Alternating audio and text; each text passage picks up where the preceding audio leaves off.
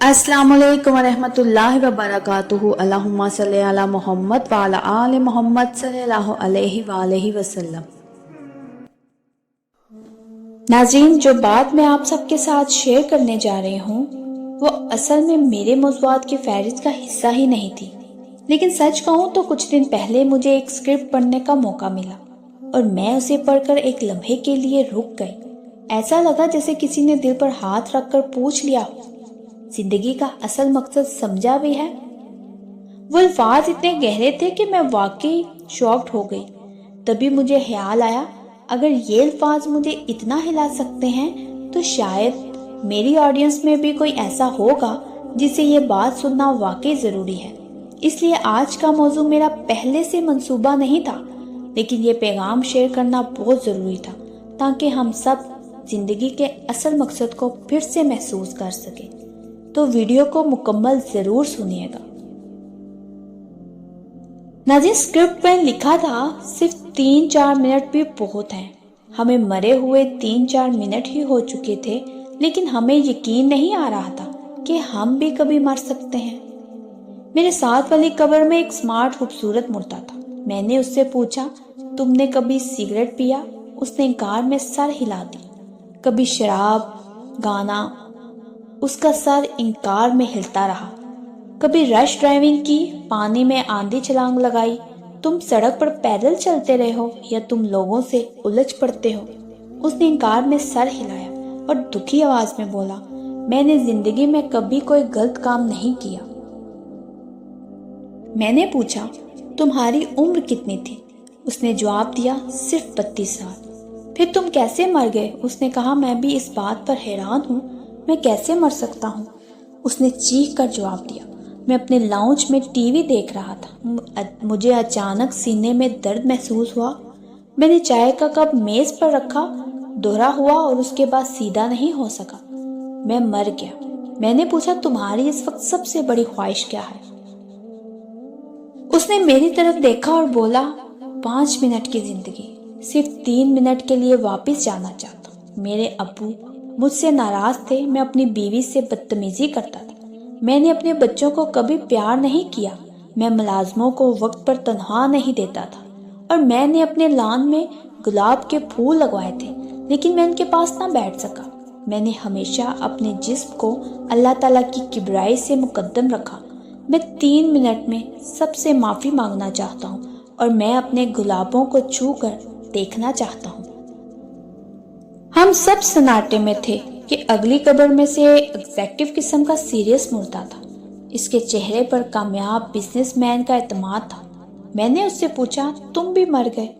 उसने अफसोस से सर हिलाया और जवाब दिया, मैं भी इस बात पर हैरान हूँ। मैं दुनिया के बेहतरीन डॉक्टर, आला तरीन अस्पताल और महंगी तरीन दवाएं अफोर्ड कर सकता था। मैंने दुनिया की मुहल्लक तरीन बीमारियों की वैक्सीन लगवा रखी थी। मैं अमेरिका और यूरोप की बेहतरीन लेबॉरेटरियों से हर 4 माह बाद अपने टेस्ट करवाता था। हफ्ते में 2 बार स्टीम बाथ लेता था। मैं डाइट चार्ट के मुताबिक खुराक खाता था। हर हफ्ते फुल बॉडी मसाज करवाता। मैं काम का स्ट्रेस भी नहीं लेता था। मैंने हमेशा बुलेट प्रूफ गाड़ी और जाती जहाज में सफ़र किया। मेरे पास 5000 लोग मुलाजिम थे।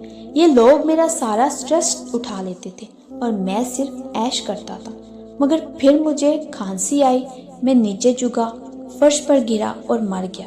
मैं पिछले 3 मिनट से ये सोच रहा हूँ, मैं कैसे मर सकता हूँ? मैंने तो कभी मरने के बारे में सोचा ही नहीं था। मैंने उससे पूछा, तुम अब क्या चाहते हो? उसने तड़प कर वही जवाब दिया, बस 2-3 मिनट की जिंदगी।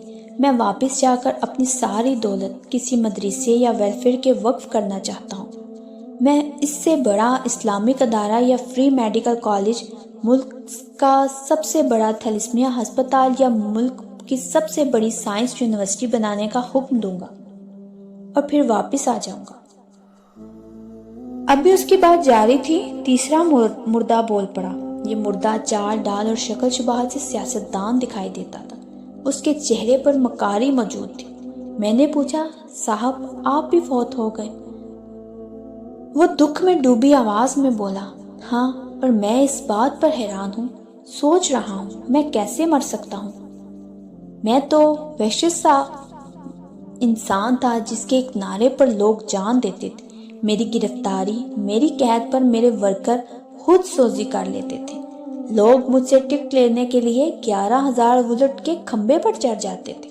मेरे जूते उठाकर सीने से लगा लेते और मैं इस वक्त तक कोई चीज खाता नहीं था और ना ही पीता था जब तक मेरे डॉक्टर उसकी तस्दीक नहीं कर लेते थे। मैं हमेशा बुलेट प्रूफ शीशों के पीछे रहा और मैं तकरीर भी बुलेट प्रूफ कैबिन खड़े होकर करता था। मैं हर महीने उम्रे के लिए जाता था और हर दूसरे दिन 2 लाख रुपए खैरात करता था। मगर आज अचानक मेरे सर में दर्द हुआ।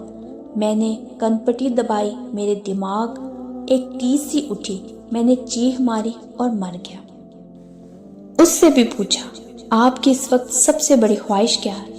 उसने हंसकर जवाब दिया, सिर्फ 2 मिनट की जिंदगी। मैं इस दुनिया के तमाम सियासतदानों को ये पैगाम देना चाहता हूँ, आप मौत से नहीं बच सकते। चनाचा अवाम और अपने दरमियान से बुलेट प्रूफ शीशे हटा दें।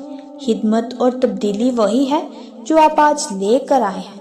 अगर आज की ट्रेन मिस कर दी तो दोबारा नहीं पकड़ सकेंगे। आप हादिम हैं तो खिदमत करें, नारे ना लगाएं। अभी उसकी बात जारी थी कि मौलवी साहब का मुर्दा सीधा हो गया। उनके माथे पर ज़हद और तकवा का मेहराब था। गर्दन आजिज और इंकसारी के बोझ से झुकी हुई थी। मैंने उन्हें पूछा, हजूर आप भी मर चुके हैं?